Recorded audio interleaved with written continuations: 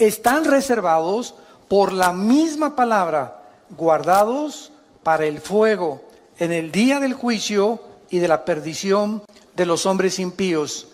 Mas, oh amados, no ignoréis estos, que para el Señor un día es como 1000 años y 1000 años como un día. Vamos a detener nuestra lectura hasta este momento y vamos a analizar estos versículos uno por uno para, en primer lugar, darnos cuenta que si tú supieras que Cristo viene mañana, ¿cambiarías tus planes, tus prioridades, tus expectaciones? ¿Cuántas personas el otro día oí, por ejemplo, que un camión ahora en la nueva ruta, la nueva autopista que acaban de hacer de la Marquesa hacia Toluca, que son como 42 kilómetros, que te ahorran como 15, 18 minutos para no irte por la anterior? Se fue un camión, ya están prohibiendo la entrada de los camiones de redilas y los camiones grandes. Es una bajada impresionante. Bueno, no se calculó mucho, ¿verdad? Y el camión se fue contra la caseta y mató a la persona de la caseta, murió quemado junto con el chofer. Después vino otro accidente también y gracias a Dios que pues ya hicieron otro desviamiento, una desviación para los camiones y se le está prohibiendo a los que entren que ya no circulen por esa autopista. Lo que más me impactó fue que oí en el periódico que uno de los testimonios es que unos familiares de estas personas que murieron dijeron lo siguiente: mi tío, una de las personas que murieron, estaba cuando salió de la casa y voy a hacer esto, construir esto, etcétera, etcétera, y nos damos cuenta, uno de los familiares es cristiano, nos damos cuenta que así es la vida. Hoy vivimos, hoy en la tarde, hoy en la noche o mañana, ninguno sabe si vamos a amanecer. Nadie sabe. Todas las personas salimos al mundo y con proyectos y visiones y trabajo, etcétera, etcétera, cuando lo más importante es que todos estamos condenados, somos como una lista de reos condenados a muerte, porque algún día tenemos que entregarle cuentas a Dios. Entonces, si tenemos esta conciencia de que hoy puede ser el último día en que Dios tal vez te esté hablando y tal vez Dios te está dando la oportunidad de comenzar a cambiar ya tu trayecto y el camino que tú llevas, estoy seguro que cambiarías el rumbo de tu vida. Si respondes que sí, entonces eso quiere decir que necesitas hacer algunos ajustes ya en tu vida, no creyendo que tienes todavía un mes de vida, ni una semana, ni todavía, no me faltan todavía 10, 15 años, no me importa que tengas 20, 25 años de edad, 30, 35 años, la muerte toca las puertas a los niños recién nacidos, como al que llega a los 113 años del último señor judío que acaba de morir de 113 años.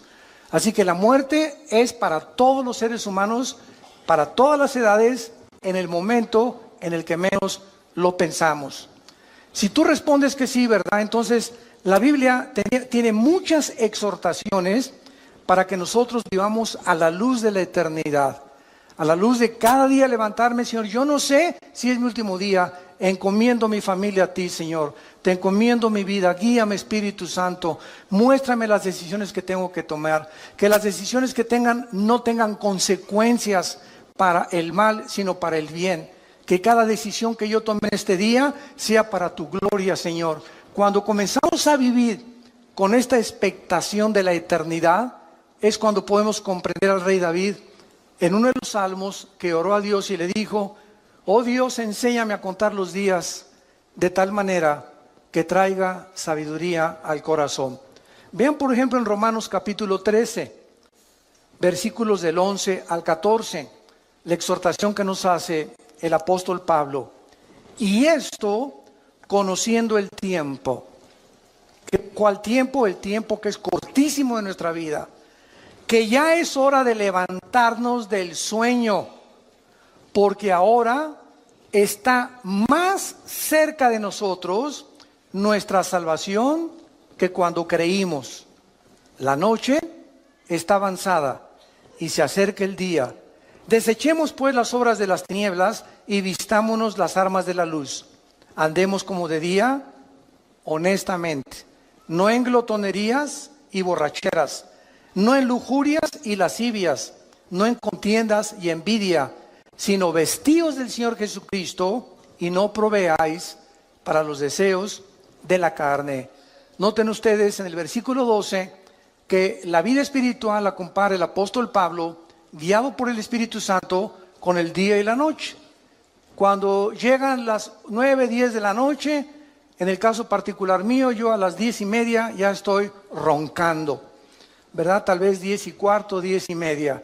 Ya sé que es mi hora. Tengo esa disciplina de siempre tratar de dormirme esa hora.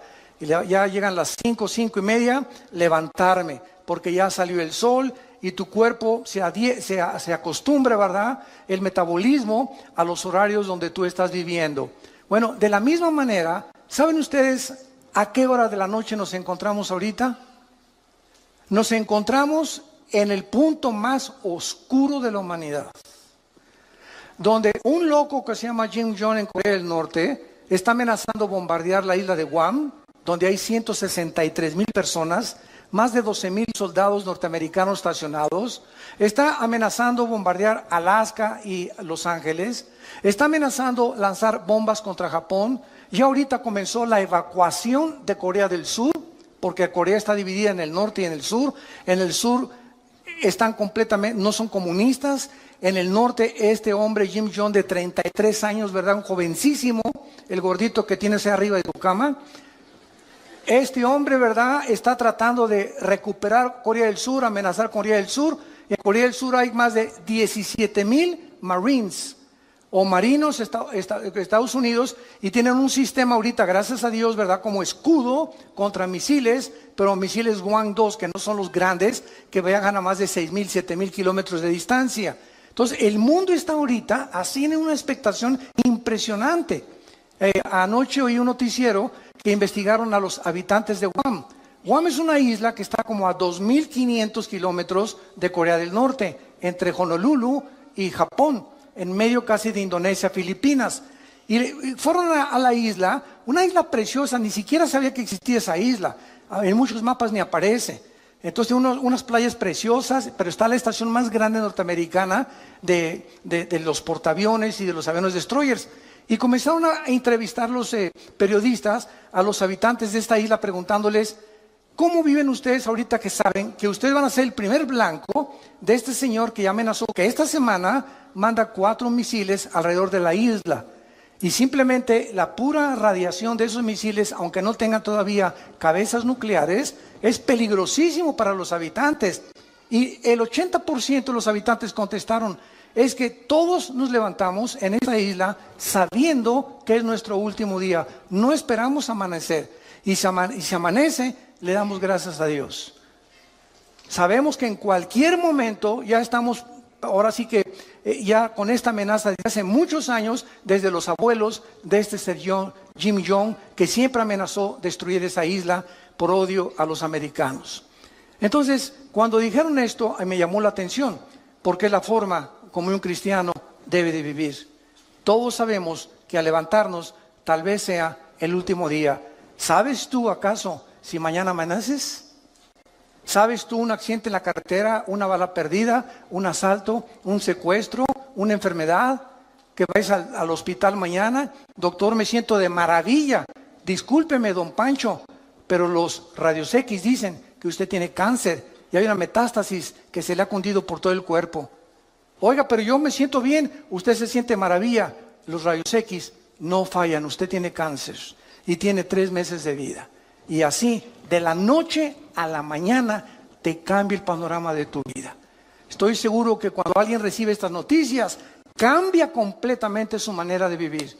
Se enfoca ya en otras cosas, se da cuenta que realmente tenemos que vivir, porque muchos de ustedes no están conscientes de eso. Aunque sabemos que vamos a morir, casi nadie vive bajo la luz de la eternidad. Mientras observamos estos acontecimientos actuales, estamos al borde de una guerra internacional. Nos han bombardeado con correos: oiga, es la Tercera Guerra Mundial, ¿qué pasa si Corea del Norte cumple sus amenazas? Trump va a contestar estas amenazas. Si contesta esas amenazas, ¿Cuáles son las consecuencias que habría de muertos en Corea del Norte? Porque inmediatamente Corea del Norte bombardearía Corea del Sur. Por lo menos en Corea del Sur, el primer día habría 100,000 muertos. El primer día que este hombre con su artillería, no con misiles, con la pura artillería contestara, si Estados Unidos atacara, morirían más de 100,000 personas. Ahora, hace 3 días, el presidente de China, Xi, le mandó un recado a Trump y le dijo lo siguiente: nosotros no te apoyamos si tú inicias el ataque a Corea del Norte. Si Corea del Norte inicia el ataque y ellos atacan a Estados Unidos, nosotros vamos a permanecer neutrales y no nos vamos a meter en el conflicto. Pero si Estados Unidos ataca primero y lanza el primer misil contra Corea del Norte o para destruir sus sitios nucleares, China dijo, entonces nosotros tendríamos que intervenir, porque le llamaríamos una agresión de acuerdo a las leyes internacionales de la justicia en La Haya, en Holanda. Entonces, vivimos un mundo tan incierto donde sabemos que ahora no son juguetes las armas que tienen los países. Rusia tiene una base nuclear en Venezuela, apoyado por Irán. Rusia tiene bases navales en Siria y está defendiendo Siria junto con Irán y con Turquía para que Estados Unidos no entre al Medio Oriente otra vez. El Medio Oriente está siendo convertido en el Islam por el califato, donde esperan al Mahdi, al Mesías, que nosotros le llamamos Jesucristo. Y el Medio Oriente está como una olla hirviendo, sabiendo en la Biblia que ahí, en esta zona geográfica del Medio Oriente, estallará la Tercera Guerra Mundial, que en Apocalipsis 16, del 12 en adelante, se llama el Armagedón. Entonces, santos de Dios, si estalla ahorita una guerra con Corea o con lo que sea, no es la Tercera Guerra Mundial. Faltan 3 guerras. Una antes de que venga Cristo en el arrebatamiento, y va a haber 2 guerras o 3 a lo más durante el período de la tribulación. Simplemente en el 4º sello, Apocalipsis 6 del 5 en adelante, 1/4 parte de la humanidad va a morir. En la 5ª trompeta, 1/3 parte de la humanidad va a morir. Y cuando venga la guerra del Armagedón, si no viene Cristo y desciende con nosotros en la tierra, nos auto extinguiríamos. La raza humana se autodestruiría del odio tan grande que existe en el mundo. Ahorita, en los últimos, escuchen esto, 100 años, en una ciudad llamada Charlottesville, en Nueva Jersey, antier, se levantaron después de 100 años un grupo de nacionalistas blancos que son los que forman el famoso Ku Klux Klan, con los neonazis y con símbolos de la suástica nazi. En esta ciudad se levantaron para levantarse en armas y clamar que se necesita una reforma de los blancos, que los blancos deben de volver a gobernar Estados Unidos. Es el racismo en su último grado. En los últimos 100 años, esto no se había visto en Estados Unidos. Había habido pequeños brotes, ¿verdad? Siempre blancos contra negros, contra mexicanos, pero ya este movimiento que se levantó ahí en Nueva Jersey, en Charlottesville, hace 3 o 4 días, es algo, ¿verdad?, terrible, que nos habla la condición y la temperatura en que se encuentra el mundo donde tú y yo estamos viviendo. No cabe duda, vivimos en los últimos tiempos. Iglesia, despiértate, porque los cascos del Apocalipsis ya se oyen en el cielo. El tiempo se nos acabó. Muy bien, vamos pues a ver de qué manera nuestra esperanza en el regreso de Cristo debe afectar nuestra manera de vivir. Regresemos a nuestro pasaje de 2 de Pedro, capítulo 3, y vayamos estudiando cada versículo. En primer lugar, aquí encontramos 3 líneas de pensamiento en el pasaje que acabamos de leer, 3 líneas de pensamiento a la luz de la realidad.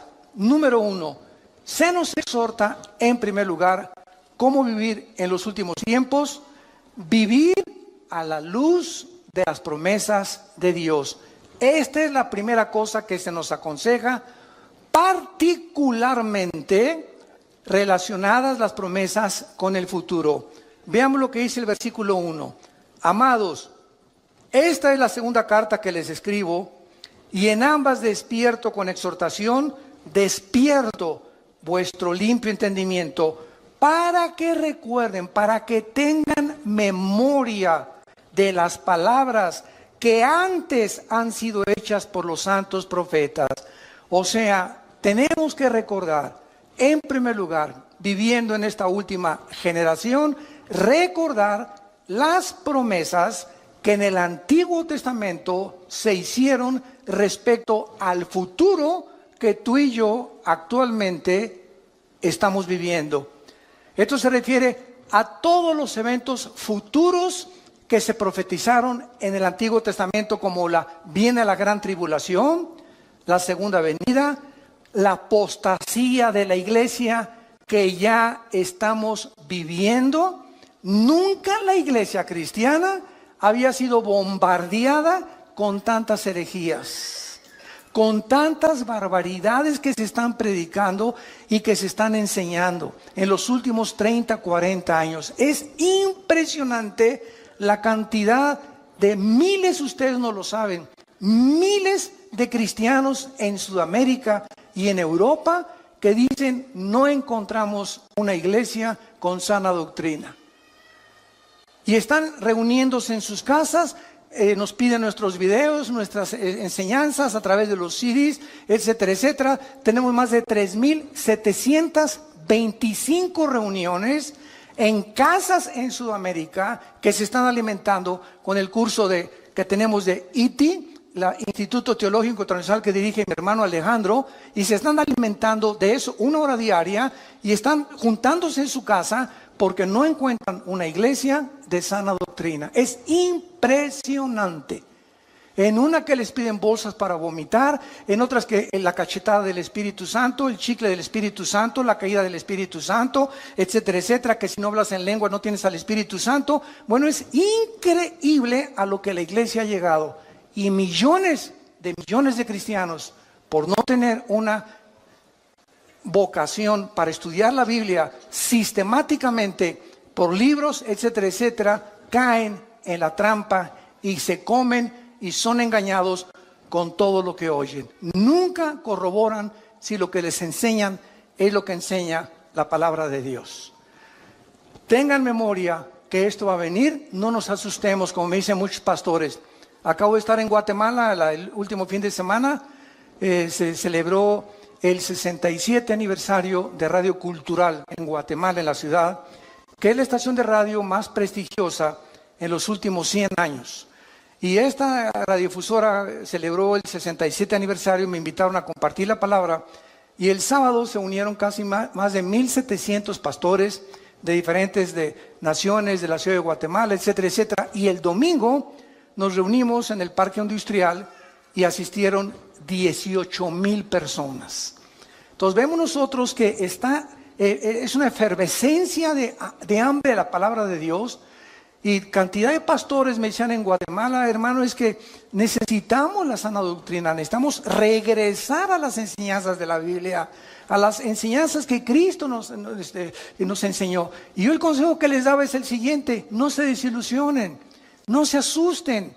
¿Saben por qué? Porque Cristo nos los dijo: cuando estas cosas sucedan, recuerden que yo se las dije antes.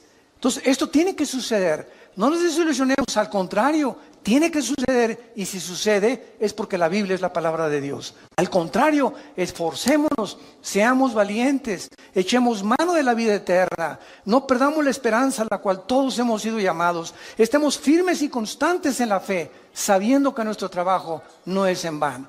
Entonces no es tiempo de ser cobardes, no es tiempo de ya me voy, tú una bola de hipócritas, esto no es cierto. Estos son los perdedores, los que quieren ponerse hasta atrás del ejército y no quieren ocupar las primeras líneas de comandantes y generales del ejército de Dios. Es muy fácil irte hasta atrás y decir: ya no peleo, ya me quedo en la casa, esto no es cierto, qué fácil es eso. Y dicen Apocalipsis 21:8, los cobardes encabezan la lista de los que van al lago de fuego. Los cobardes, no los adúlteros, no los homosexuales, no las lesbianas, no los secuestradores. Los cobardes son los primeros que dice Cristo que va a juzgar. Muy bien, entonces todas estas profecías ya se han cumplido. Y la exhortación es que mantengamos estas promesas en nuestra mente, porque las vamos a necesitar. Dice el versículo 3, sabiendo primero esto. O sea, ¿por qué necesitamos recordar tres promesas? Porque en los postreros días, que es la época que estamos viviendo, que actual es la Biblia, vendrán burladores, andando en sus propias concupiscencias y diciendo, ¿dónde está la promesa del Hijo de Dios? Siempre ha habido guerras, siempre ha habido terremotos, siempre ha habido maldad, siempre ha habido pecado, bla, bla, bla, bla, bla, bla, bla, bla. Y así tenemos ahorita un mundo impresionante. Tú te metes, por ejemplo, a una conferencia bíblica, profética, y ves los comentarios. Hay buenos y hay negativos. Son puras mentiras. Esto es pura hipocresía. Y siempre hay estas cosas. Todas estas personas que mandan estos comentarios se les llama burladores. Y ahora es muy importante esto, porque eso nos explica por qué necesitamos aferrarnos a estas promesas. Un burlador, escuchen esto, no es lo mismo de una persona que tiene dudas. Porque los que dudan honestamente están abiertos a las evidencias. Pero el burlador es la persona que ni siquiera quiere oír las evidencias ni hacer caso de las evidencias o las pruebas que la Biblia ofrece para demostrarte que estás equivocado. El burlador se dedica a burlarse, a criticar, a despreciar y atacar las cosas de Dios. En el Salmo 10, en el Antiguo Testamento, David escribió lo siguiente, versículos del 3 al 5. Salmo 10, del 3 al 5. Porque el malo se jacta del deseo de su alma, bendice al codicioso y desprecia a Jehová. El malo, por la altivez de su rostro, no busca a Dios. No hay Dios en ninguno de sus pensamientos. Sus caminos son torcidos en todo tiempo. Tus juicios los tiene muy lejos de vista. A todos sus adversarios desprecia. Y en el capítulo 14, versículo 1, dice David, dice el necio en su corazón, no hay Dios. Lo más lejos que el hombre pueda llegar es reconocer que Dios tenía razón. Y a partir de ese punto ya no llegas más lejos sin Jesús en tu vida. Entonces es importante, ¿verdad?, darnos cuenta que por qué actúan estos burladores de esta manera. Regresamos a nuestro pasaje 2 de Pedro.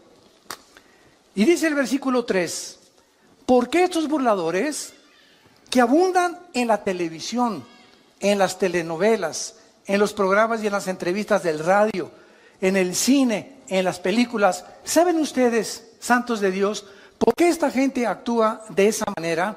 Burlándose, despreciándose, riéndose, haciendo mofa de las cosas espirituales. Nos lo dice el versículo 3, porque andan según sus propias concupiscencias. En otras palabras, son personas que no quieren que Dios se meta a sus vidas. Son personas que no quieren que haya nadie en el universo que les ponga 10 mandamientos para vivir. Son personas que no les importa ni tampoco les conviene tener un Dios a quien someterse. Ellos quieren andar. La palabra concupiscencia, apúntalo, significa pasiones sin control o deseos desordenados. No tengo ningún freno moral, me acuesto con el que sea, puede ser hombre, puede ser mujer, mujer con mujer, hombre con hombre, o puedo tener amante, puedo tener esposa, o me puedo acostar con mi novio o con mi novia. Son personas que no tienen frenos, están como caballos desbocados en la vida. Hacen lo que, como caballos bien alimentados, relinchan tras las mujeres que no son su esposa. ¿Y saben ustedes por qué? Lo dice aquí en 2 de Pedro, capítulo 2, versículos del 10, que describe este tipo de personas. Y mayormente aquellos que, siguiendo la carne, andan en concupiscencia, o sea, en pasiones sin control e inmundicia, y desprecian el señorío, atrevidos y contumaces, no temen decir mal de las potestades superiores. Versículo 12, pero estos, hablando mal de cosas que no entienden, como animales irracionales, nacidos para presa y destrucción, perecerán en su propia perdición, recibiendo el galardón de su injusticia, ya que tienen por delicia el gozar deleites cada día. Estos son inmundicias y manchas, quienes aún mientras comen con ustedes, se recrean en sus errores. Tienen los ojos llenos de adulterio, no se sacian de pecar, seducen a las almas inconstantes, tienen el corazón habituado a la codicia y son hijos de maldición. Por eso se burlan de ti. Por eso te critican que eres cristiano. Por eso se mofan de la Biblia en los periódicos, en los libros, en las películas, en las telenovelas, etcétera, etcétera, etcétera. Porque detrás de estas personas se encuentra el 99% de las veces una vida de inmoralidad. Odian la luz, odian la santidad, odian a Jesús, aman las tinieblas. En el Evangelio de Juan capítulo 3 dice, y esta es la condenación, que la luz vino al mundo y los hombres amaron más las tinieblas que la luz. ¿Por qué? Porque sus obras eran malas. Porque todo aquel que aborrece la luz no viene a la luz. ¿Por qué? Porque la luz te muestra cómo eres. Y cuando nos ilumina el Espíritu Santo, nos damos cuenta que bárbaro, soy un basurero. Estamos podridos en maldad. Y cuando reconocemos esa maldad y esa podredumbre con la cual nacimos, el pecado original, es cuando, Dios mío, ten misericordia de mí. Y hay una cruz en la gracia de Dios a la cual nos podemos acercar y ser lavados con la sangre del Hijo de Dios. Muy bien. Estos burladores también toman posiciones pseudocientíficas. Miren lo que dice el versículo 4. Y dicen, ¿dónde está la promesa de su advenimiento? O sea, de que va a venir. Porque desde el día que los padres durmieron, todo permanece igual. Esta explicación, ¿verdad?, no cuadra con lo que la Biblia dice. Si estas personas realmente necesitan evidencias de la actividad de Dios en la historia, es bien fácil. La misma historia, señores historiadores que nos visitan, sociólogos que nos visitan, científicos y catedráticos y doctorados y licenciados que nos escuchan, la Biblia nos muestra que la historia misma demuestra la existencia de Dios. ¿De qué forma? Ven a la Biblia y encontrarás que Dios puso simplemente un botón de muestra, el libro de Daniel. En el libro de Daniel, Dios le recuerda hace 2600 años al profeta Daniel el orden exacto en el que iban a transcurrir todos los imperios gentiles hasta la segunda venida de Cristo, en la famosa estatua del sueño que tuvo el rey Nabucodonosor.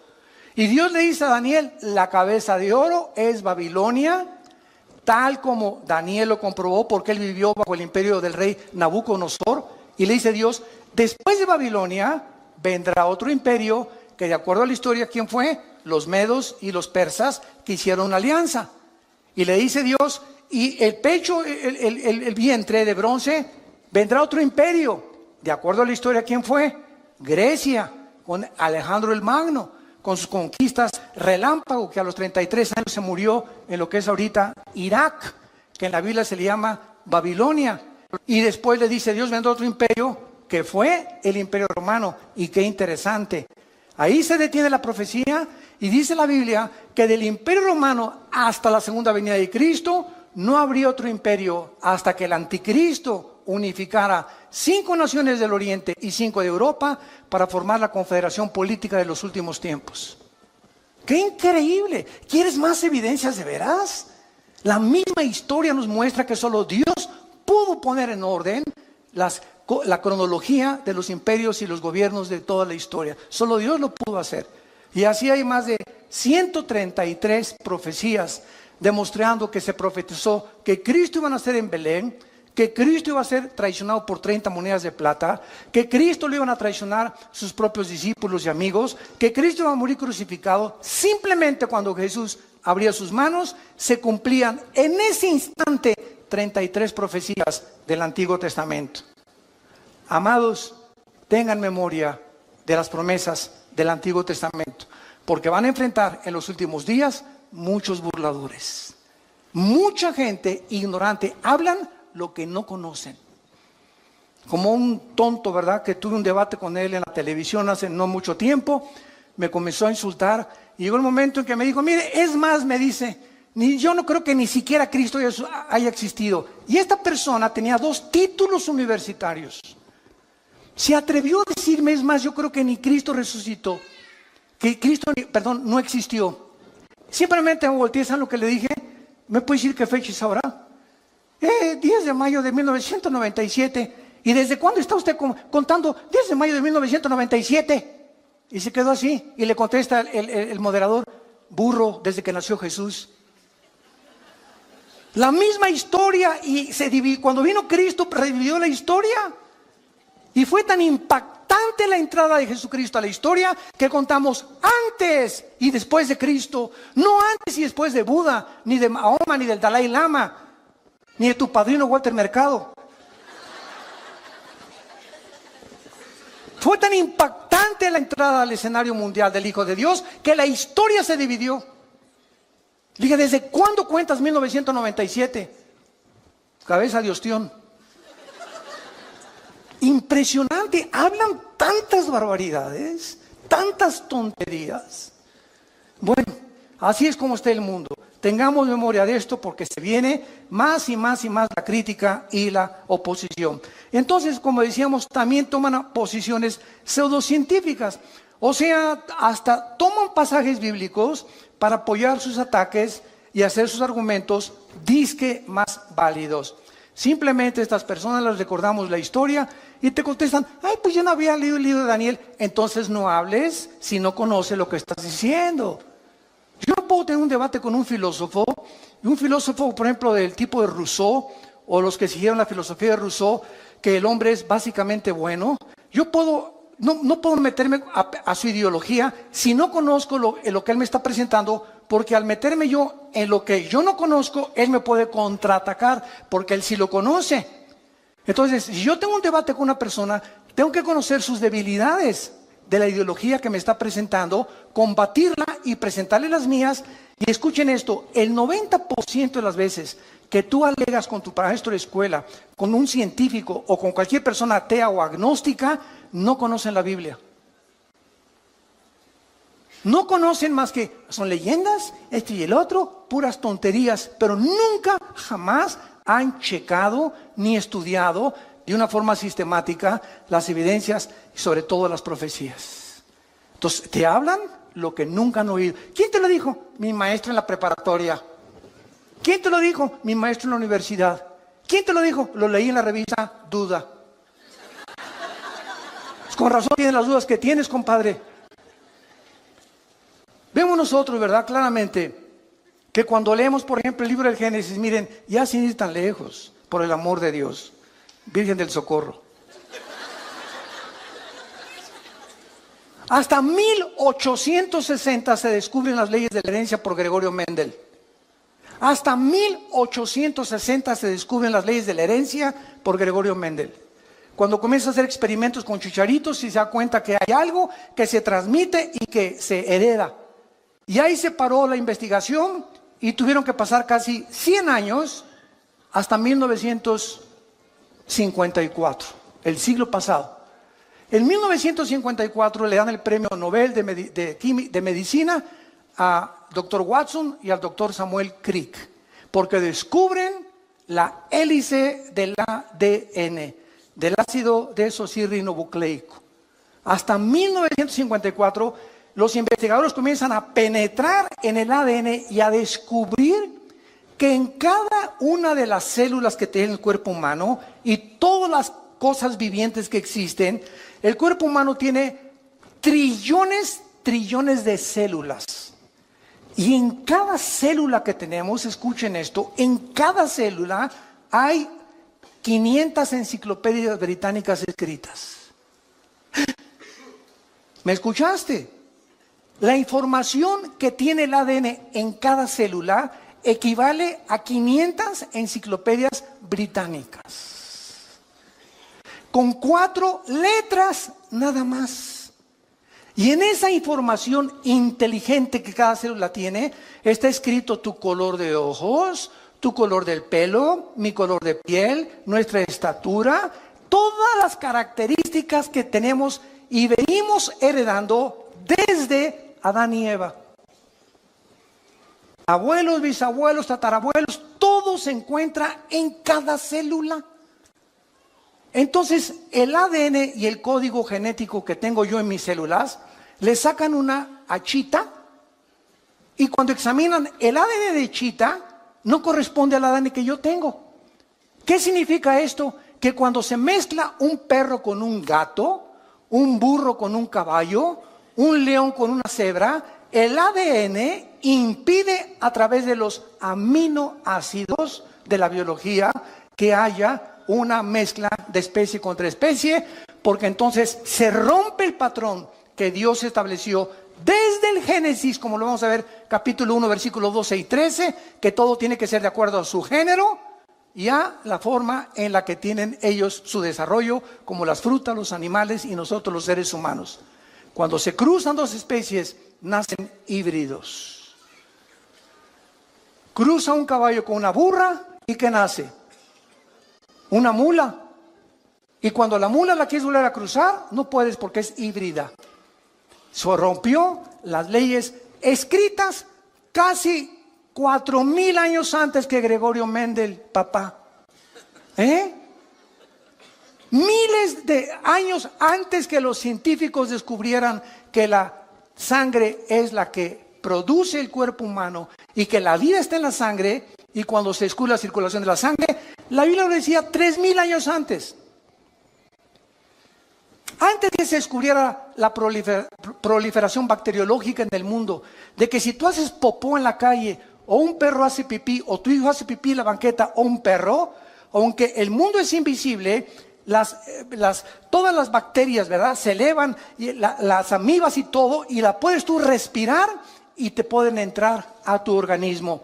Miles de años antes de que se descubriera que existen bacterias invisibles, hasta que se descubrió el microscopio, Dios le dijo a Moisés: Moisés, dile a la gente en el libro del Éxodo que cuando hagan popó, excremento, lo entierren y lo tapen.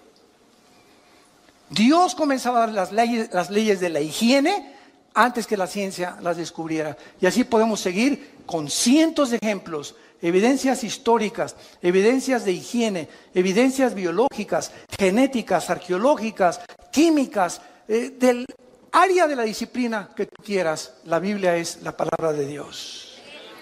Los cielos pasarán, pero esta palabra permanecerá para siempre.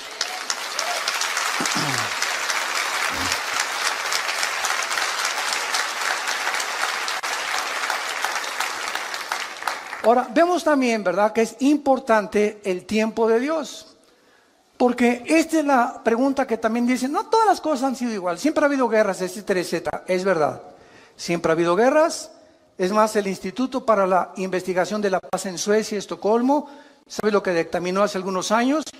El Instituto para la Investigación de la Paz en Suecia, Estocolmo, que de los aproximadamente 6000 años de historia que el ser humano tiene, solamente han habido 25 años de paz. En 6000 años el ser humano solo ha tenido 25 años sin guerras. ¿Qué significa esto? Que la historia del ser humano es guerra tras guerra, generación tras generación, por nuestras pasiones, la codicia. Quiero tu terreno, quiero conquistar esa área geográfica, quiero tener esta colonia aquí. Los franceses, los ingleses, los austriacos, los judíos, los árabes, etcétera, etcétera. Todo el mundo siempre ha estado en continua guerra. Hace algún tiempo, tengo aquí las palabras de uno de mis autores favoritos, C.S. Lewis. Fue profesor de la Universidad de Oxford, y en 1939 C.S. Lewis, consigue sus libros. La grandeza del cristianismo, el problema del dolor. Bueno, es increíblemente científica y fue el más grande ateo de Inglaterra. Y siendo el más grande ateo de Inglaterra, se convierte C.S. Lewis y comienza a escribir, no sabes, la literatura más profunda que existe científica cristiana. Y en 1939, C.S. Lewis, cuando la Segunda Guerra iba a comenzar, escribió esto. Y dijo así: la guerra no crea ninguna situación absolutamente nueva. Simplemente agrava la situación permanente humana para que no la ignoramos. La vida humana siempre ha sido vivida en la orilla de un precipicio. Estamos equivocados cuando comparamos la guerra con la vida normal. La vida nunca ha sido normal.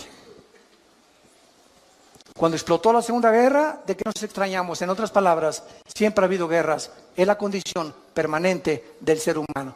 Si no hay guerras, buscamos la manera de pelearnos. Y llegamos al precioso siglo XXI. Y la luna, y los descubrimientos tecnológicos, internet desde los 90s, y los satélites de comunicación, iPad, IQ, chips, bla, bla, bla, bla, bla. Aladín y la lámpara maravillosa. El ser humano ha llegado con la tecnología, etcétera, etcétera. Y ayer acabo de leer las últimas palabras del fundador de Apple, Steve Jobs, que muere de cáncer antes de los 50 años. A los 40 años llegaron con Steve Jobs y le dijeron, el fundador de Apple, de las compañías más prestigiosas que cualquiera pudiera decir: yo quisiera poder llegar a los descubrimientos y una multimillonaria fábrica y productora de los artículos que conocemos actualmente en el mercado. Y cuando tenía 40 años, Steve Jobs le pronosticaron cáncer y le dijeron, cúrate por medios científicos, y dijo que no. Él quería que lo curaran los hindúes con magia. Y entró en el área del ocultismo. Y antes de morir, él dijo, ¿verdad? Lo que he descubierto antes de morir es que no he disfrutado nada. Lo más precioso de la vida es tu familia. Disfruta tu familia. Es el tesoro más grande que podamos nosotros tener. Nunca mencionó a Dios. Murió como un palillo el pobre hombre en un hospital sin haber jamás podido disfrutar su dinero, y los últimos 7 años murió con una neurosis excesiva donde explotaba y se enojaba y corría a todos sus empleados porque la mosca voló. ¡Qué vidas tan trágicas! De personas que alcanzaron el éxito, pero se dieron cuenta que sin Dios nos echa a perder la vida. Por la maldad con la cual nacimos y porque enfocamos nuestros talentos y nuestros dones en cosas que no tienen permanencia eterna. Entonces, el tiempo es importante, como cuando comenzamos esta conferencia. Tú no sabes si mañana vas a morir. Tú no sabes si esta tarde te ha hablado Dios por última vez en tu vida. No lo sabes ni lo sé yo. Y ante la luz y la expectación de estas cosas, analicemos nuestra vida si estamos en la fe. Examinémonos realmente si realmente tenemos a Cristo como nuestro Salvador, si estamos caminando con Él. Hace algún tiempo, les conté una vez, estaba ya a la salida de un desayuno en México y me alcanza en el elevador un señor y me dice, oiga, usted es el que acaba de exponer la conferencia, a sus órdenes. Le dije. Me dice, usted debe saber muchas cosas, ¿verdad? Usted es teólogo. Le dije, sí, efectivamente. Tengo 2 doctorados y una licenciatura en teología. Me dice, bueno, pues con esos títulos que usted tiene, me puede responder esta pregunta. Le dije, dígame usted, ¿por qué Dios no mata al diablo? Y me dice, no se quedó ahí, y me dice, porque Dios es todopoderoso, ¿verdad? ¿Qué dice usted? Amén, amén, Dios es todopoderoso. Entonces, si Dios es todopoderoso, ¿por qué no mata al diablo? Y déjame decirle antes que me conteste, y si no lo mata es porque no es misericordioso ni es amor. Fíjense usted la pregunta que me hizo, ¿no? Entonces yo le contesté, le dije, dele gracias a Dios, porque si Dios acabara con el mal ahorita, comenzaría con usted.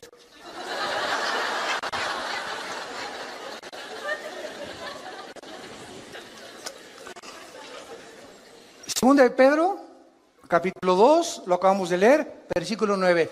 El Señor no retarda su promesa, según algunos la tienen por tardanza. ¿Y por qué Dios no acaba ya con esto y con aquello? ¿Sabes por qué? Porque Dios es paciente para con todos, esperando que tú te arrepientas. Dale gracias a Dios que los juicios de Dios no han comenzado en la forma que se viene sobre el mundo, porque Dios es paciente con tu vida. Te va a seguir hablando a través de tu esposa, a través de tu esposo, a través de tus hijos, a través de tus amigos en tu trabajo, a través de las conferencias en YouTube, en Internet, en las iglesias cristianas. Dios nunca deja de hablar, porque es paciente con tu vida. Pero llega un momento el que tú has decidido no creer. Y tienes la luz y tienes las evidencias, pero no te conviene. No es que no creas por falta de evidencias, como dijo Carlos Sagan, el último ateo del siglo XX, astrofísico. Es que si tuviera más evidencias para creer en Dios, hubiera creído en Dios. Pero detrás de la vida de este hombre, ¿verdad?, no había las características que él deseaba, porque no le convenía entregarse a Dios. Y esa es la tragedia humana, que la luz vino al mundo y los hombres amaron más las tinieblas que la luz. Ahora, en cuestión del tiempo, ¿verdad?, Dios no percibe el tiempo como todos nosotros. ¿Por qué no acaba ya Dios con todo? Porque el tiempo de Dios no es como tú lo piensas. Les voy a hacer una historia interesante relacionada con esto, que tiene algo de humor. Un hombre llegó al cielo y le preguntó a Pedro: Pedro, en el cielo, ¿cuánto es un minuto? Y le contestó Pedro: un minuto es 1.000.000 de minutos aquí arriba. Esto es interesante, le dice el hombre, y le volvió a preguntar: oye Pedro, ¿y un peso cuánto es en el cielo? Y dijo: no, en el cielo un peso es más de $1.000.000. Y entonces este hombre se quedó pensando y le dijo: oye, ¿me puedes prestar un peso? Y le contestó Pedro: sí, claro que sí, dame un minuto. Qué burro, ¿verdad? Así es. Dios está fuera de nuestras 4 dimensiones, y para Él un día es como 1.000 años, dice el Salmo 90. Entonces Él no está de acuerdo, ¿verdad?, en el tiempo como nosotros, como transcurre aquí. Aquí el planeta gira sobre su eje en 24 horas, se traslada alrededor del Sol en 365 días, que hace un año, pero Dios está fuera de nuestra galaxia. Él está fuera de las 4 dimensiones. Tú y yo vivimos en 4 dimensiones. Dios es un ser extradimensional. Entonces Él enfoca y todas las cosas las ve completamente diferente a nosotros. Y cuando estemos en el cielo, después de que veamos lo que nos espera y las bendiciones que vamos a tener, y qué Disneylandia, ni qué Reino Ventura, ni qué Riviera Maya, ni Honolulu, ni qué nada. Cuando estemos ahí en el cielo, vamos a ver nuestro pasado y todo lo que sufrimos, 50 años, 60 años. Mira, en tus 60 años que has sufrido, desde que tú naciste no fueron puro sufrimiento. Cálmate, ya le ganaste a Job. Entonces la vida no es todo sufrimiento. Tenemos épocas, ¿verdad?, de sufrimiento y de tristeza, y valles y montañas, porque así es la vida humana. Pero cuando estemos en el cielo y veamos esas épocas y meses o años que sufrimos, no se van a comparar y van a parecer como solamente una mala noche en un hotel de 5ª categoría que pasamos.